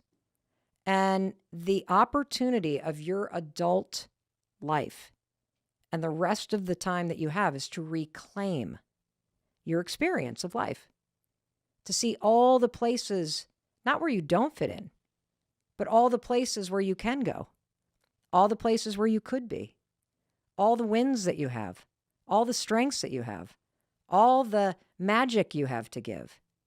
That's the opportunity when it comes to changing your mindset and changing your brain. And when you take that on, because I believe that's true, I believe you fit in I believe you belong. I believe you have incredible gifts to share with the world. I believe that you deserve happiness. I believe that you have huge wins every single day and that I want you to give yourself credit for them. I believe that you've survived a ton of crap and you don't even give yourself credit for that. I believe that you're pretty awesome. And I want you to start to have a brain that filters the world in that direction. And so that's why I'm telling you this. We all struggle with it to some extent. And in moments of weakness, it's going to be there again. But that's okay because you can search for hearts and you can tell yourself, well, what if it all works out?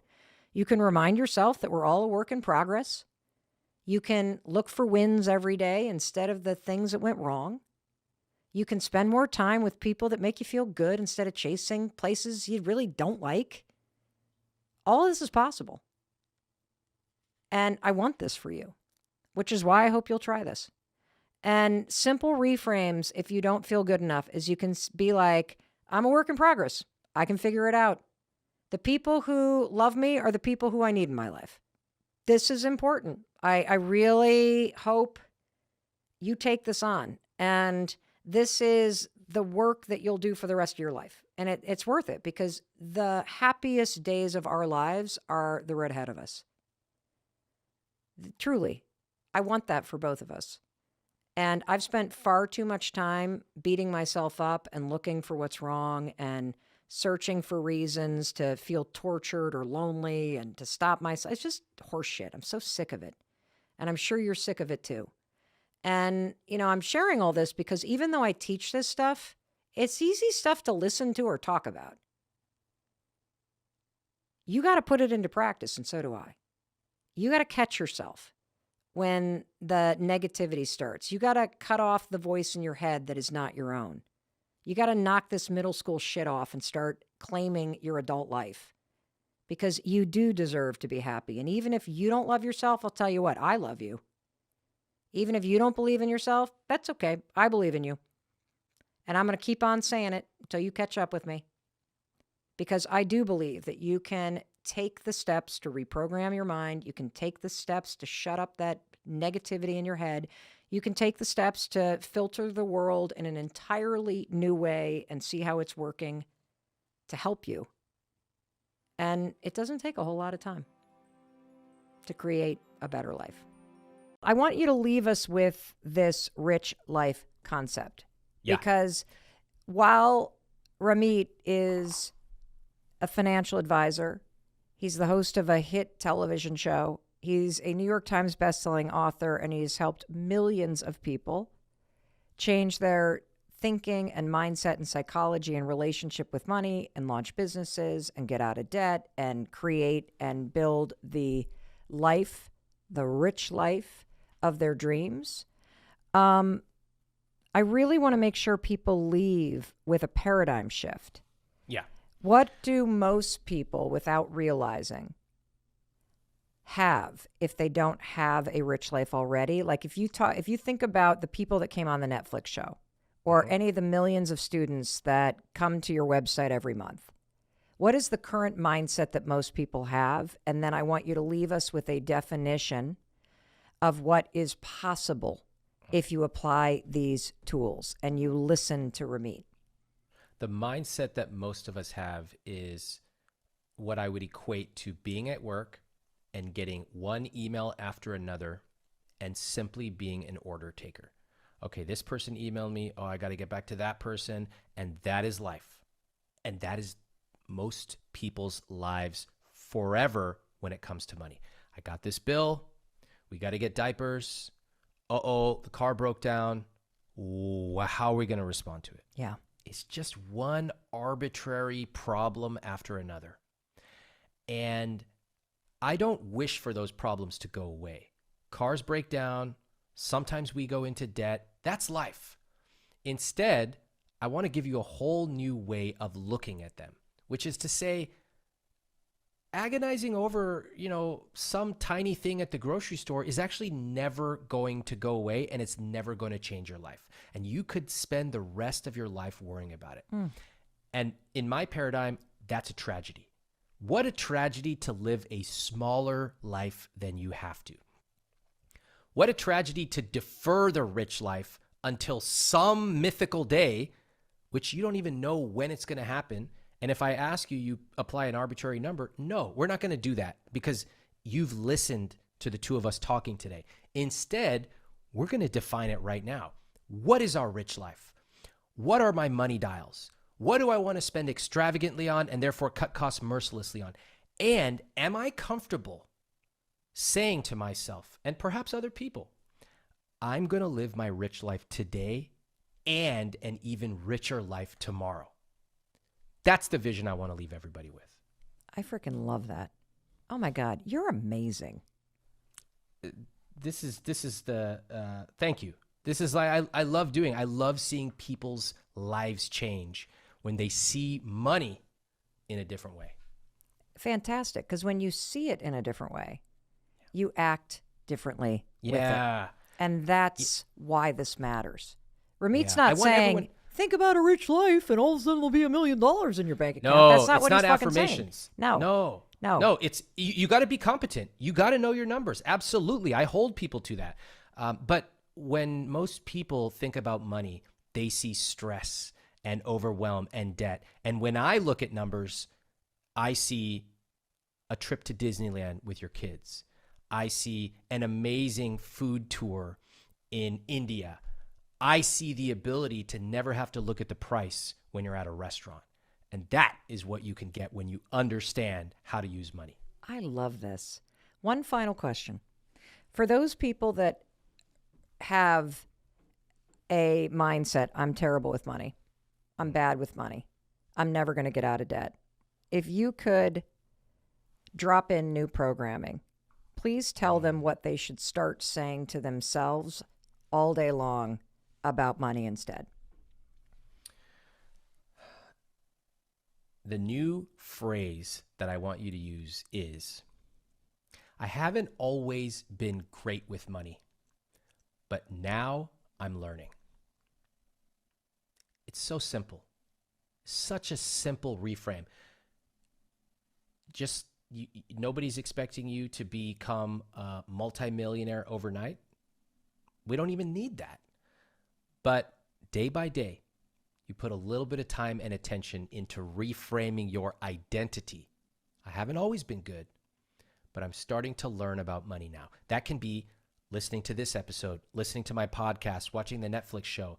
It can be putting some time during your commute to listen to the audiobook, and certainly having some conversations with a partner. Maybe saying, you know what? I realize that when we talk about money, we're always stressed out. And I don't want that for us. I actually want us to feel good about money. And I realize I've got some work to do. Absolutely. But I'd love to do it together with you. Would you be willing to do that together? That's how you reframe it. Solo and with a partner. I love that. I love that. And I want to add one more because I'm thinking about my husband. Mm-hmm. And one of the reasons why I love your reframe, I haven't always been great with money, but now I'm learning to be great with it.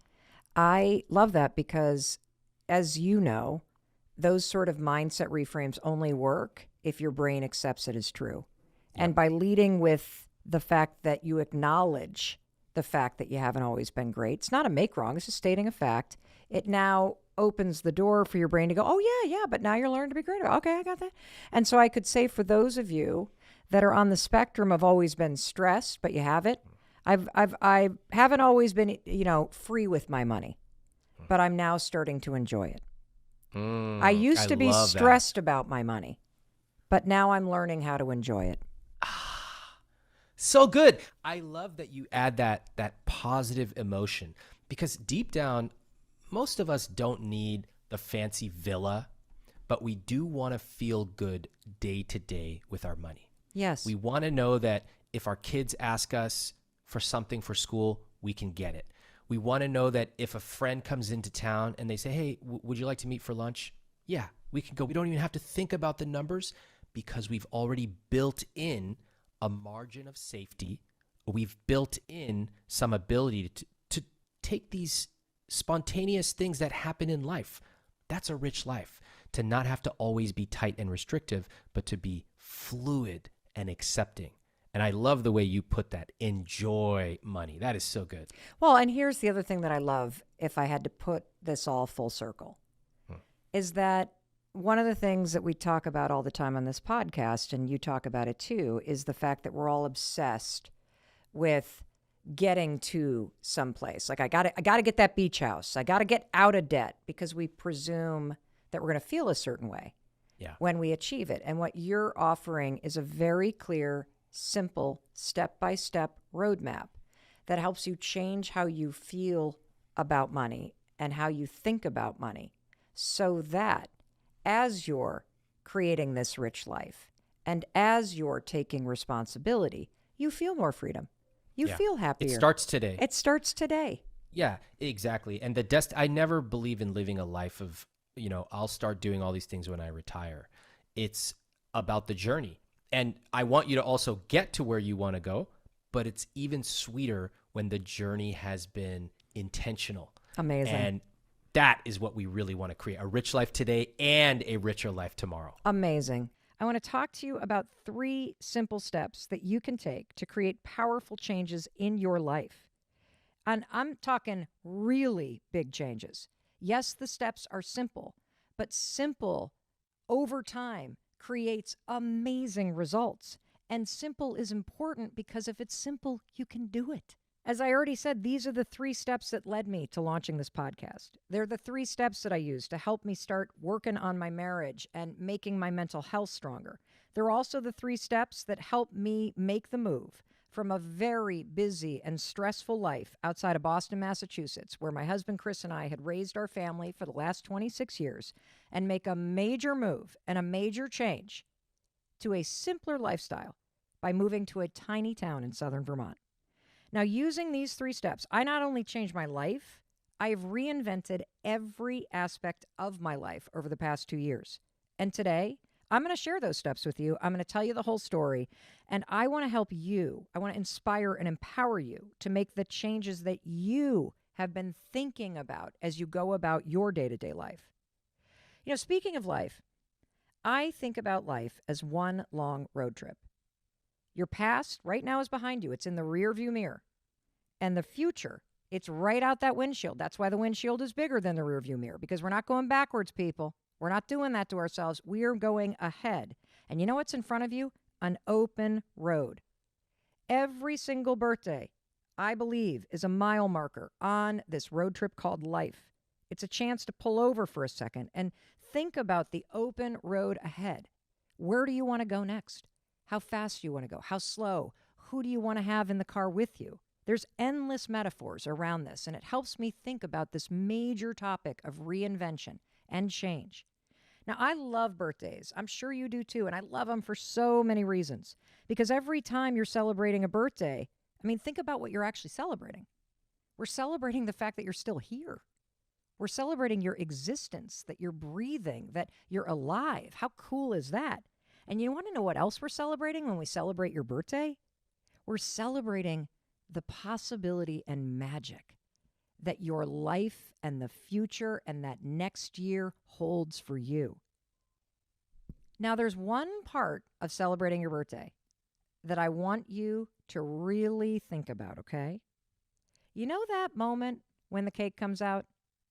Your mom or your dad or your spouse or your friends or the waiter, they bring out that cake and the candles are burning on top and everyone starts singing happy birthday to you. And then they put the cake down, you look at the candles, you close your eyes, and you make a wish. And for just a moment, time stops. Have you ever noticed that as that cake gets closer to you and you start going inside and thinking about the wish that you're going to make, you don't even hear anybody singing anymore. You hear something inside yourself. You hear something deep from within. You close your eyes, you grab that wish, and you blow out those candles as if it's going to magically make that wish come true. And when you open your eyes, you are present to the wish.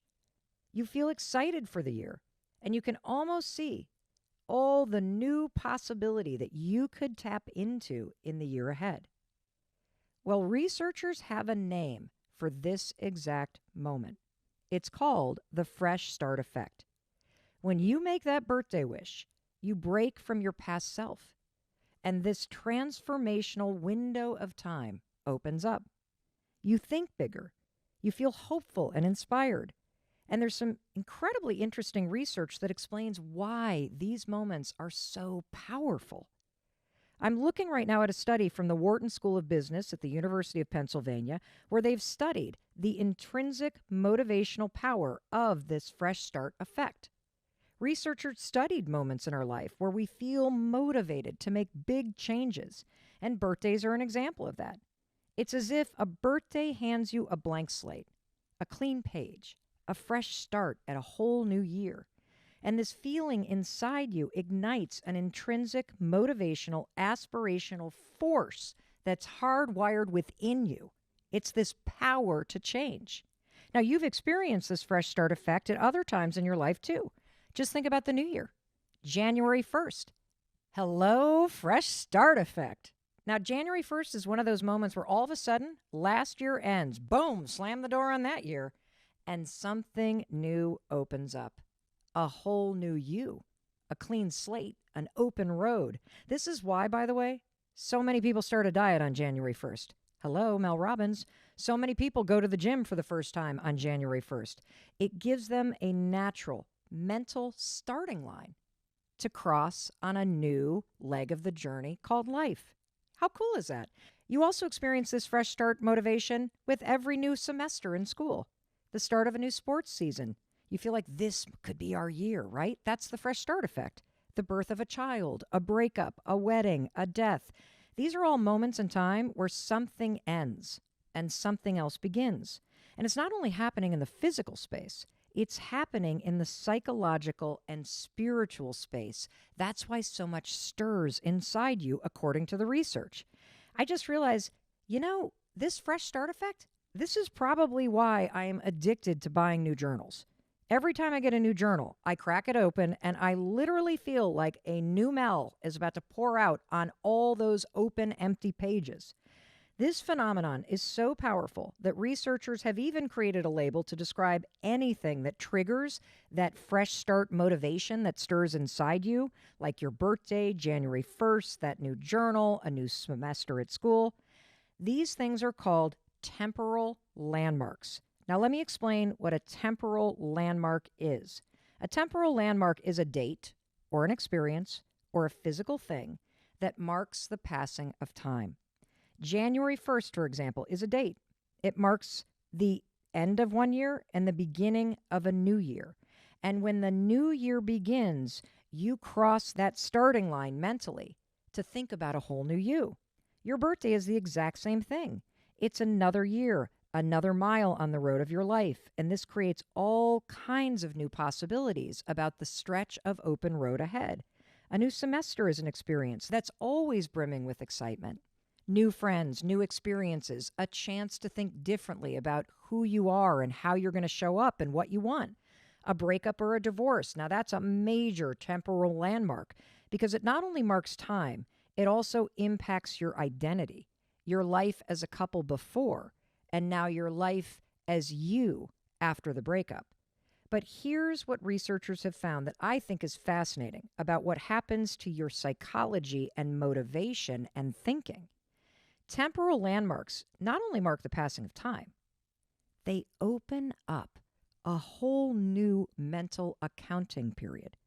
Just like an accountant closes the books at the end of a fiscal year and opens up a fresh page to begin a whole new fiscal year, the event, whether it's January 1, the first of the month, a Monday, the end of a fiscal year, or making a wish on your birthday, this landmark creates a break from the past you.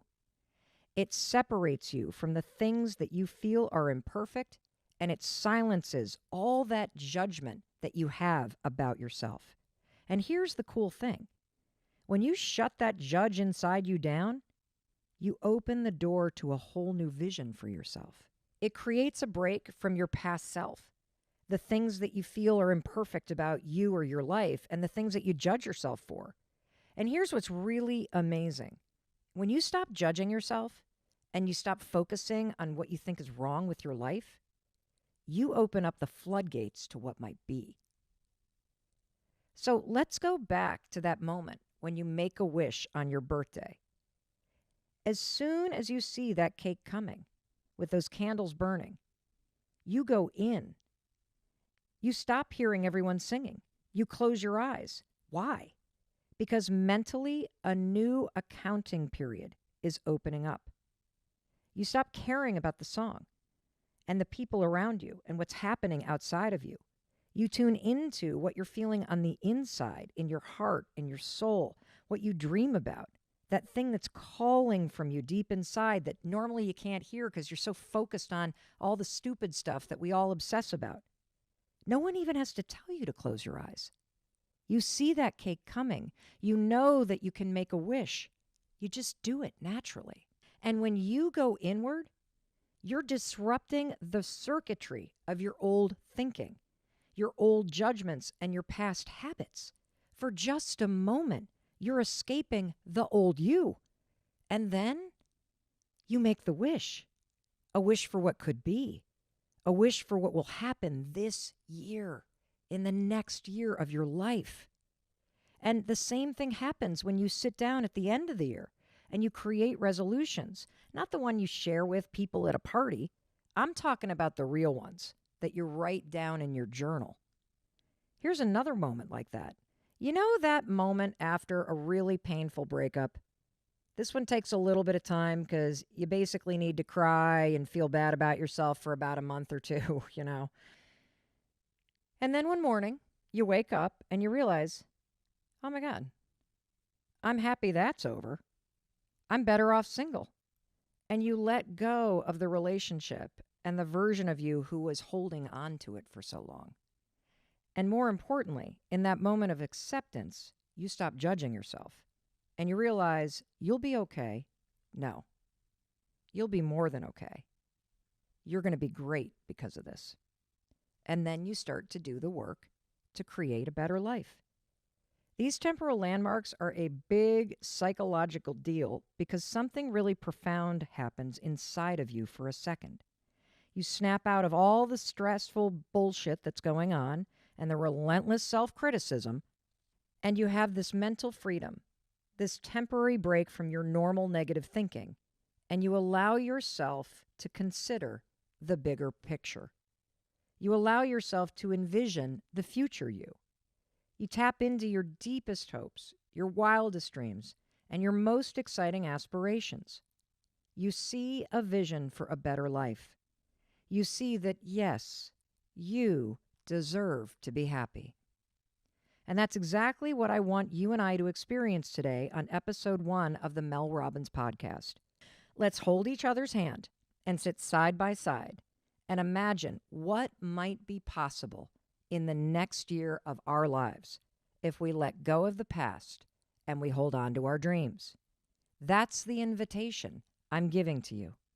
Allow yourself to have a fresh start. You don't have to wait for your birthday or January 1st to change your life. You can turn the page on the past and start writing that new chapter today. And in just a few minutes, I'm going to share the 3 simple steps that you can use to create that powerful change that you've been wishing, wanting, or dreaming about. The fact is, change is possible, and you can't convince me otherwise. I know you might try, but I know that it's a fact. Change is possible. It's possible for everyone, and it's possible for you. Now, we're going to talk about this in depth, but the bottom line is, if you can imagine that new chapter, there is a way to make it happen. And I guarantee you, someone else on the planet has done it. I mean, there's about 8 billion people on this planet. Someone else has faced what you're going through right now. Someone else has built the company that you dream about building. Someone else has gone from where you are to where you envision yourself going. Someone else has improved their relationship, healed their mental illness. And if someone else has done it, you can do it too. Start seeing people in the world around you as evidence of your own success being possible. I want you to start saying to yourself, if they can do it, then I can do it. Other people's success just proves that you're worthy of what you want. And more importantly, that you're capable of reverse engineering how they got there and doing the work to get it for yourself. Now, I get it. It might not happen the same way or look the same way. You might not be starting on the same starting line, and it might not take the same amount of time. But if you keep telling yourself, if they can do it, I can do it, you're going to change your mindset. And you're going to see that, yes, it's true. There is limitless success, love, money, and happiness. There's enough for everyone, and there's enough for you. And I want you to use me as an example from time to time. If Mel Robbins can do it, then I can do it. And honestly, I'm going to be looking to you for the same encouragement from time to time, because I'm sure there are things you've accomplished or experienced that I haven't. So let's agree. We're going to encourage one another through this thing, okay? I know how to create massive change because I just did this in my own life. Over the past 2 years, I've completely reinvented myself in every aspect of my life. And look, I'm not being dramatic. It's a fact. It wasn't easy, but it was worth it. The Mel Robbins that you're hearing right now is not the Mel Robbins that I was just 2 years ago. 2 years ago to this exact birthday, on the day that I turned 52, I did not wake up and feel like $1,000,000. I did not see an open road. I saw a dead end. I was not kicking ass and taking names. 2 years ago, when I turned 52, I was sucking wind. I woke up all alone. I felt lost and stuck and scared. Here's what was going on in my life. I had just been fired from my dream job. And look, I'd been fired from other jobs in the past when I was younger, but boy, at 52, that really stings. Then with COVID, the speaking and event business came to a halt. And as a small business owner, I'm responsible for the livelihood and health care of 15 families, including my own. So I started to panic. As the income dried up, I had no idea how I was going to continue to make payroll. And to add to that, I had people in my inner circle that betrayed me. They lied to me, they stole from me. So I just felt rocked because people that I trusted, that I had counted on, had violated that trust. That's what made me feel so damn alone. Plus, then college was canceled. Remember that? So we were all under the same roof with our 3 kids, 2 of whom were in college, and they were all anxious and angry and sad and grieving. I mean, it was like living with caged animals. I bet you felt a lot of these same things. And finally, my husband, Chris, he had just been diagnosed with long-term depression. I mean, talk about a shitstorm. I felt like absolutely everything was spiraling out of control. So here I am on my 52nd birthday with all this going on. And I wake up in the bunk room at my mother-in-law's house where we're quarantining. And I just started crying. The sadness that I had been trying to push down, it just poured out of me. And I instinctually picked up my phone and I just started filming how I felt. I figured someone out there on the internet would relate. And maybe, just maybe, they might even be able to give me some encouragement back. Now, when we come back after a short word from our sponsors, I'm going to play that video that I made on my 52nd birthday. And you're going to hear that sad, lost Mel Robbins. And I want you to hear it because I want you to know I've been there, and I've been there recently. And clearly, if I'm where I'm at now, kicking ass, taking names, going after my dreams, doing better than ever, I know how to bridge the gap from where you are to where you want to go. And later in the episode, I'm going to share those 3 steps with you that I took to make powerful changes and reinvent my whole life so that you can use those same proven, simple steps to make whatever changes you want in the next year of your life. Hey, it's Mel. Thank you so much for checking this video out. And if you like this one, I have a feeling you're going to like this one too. I'll see you there.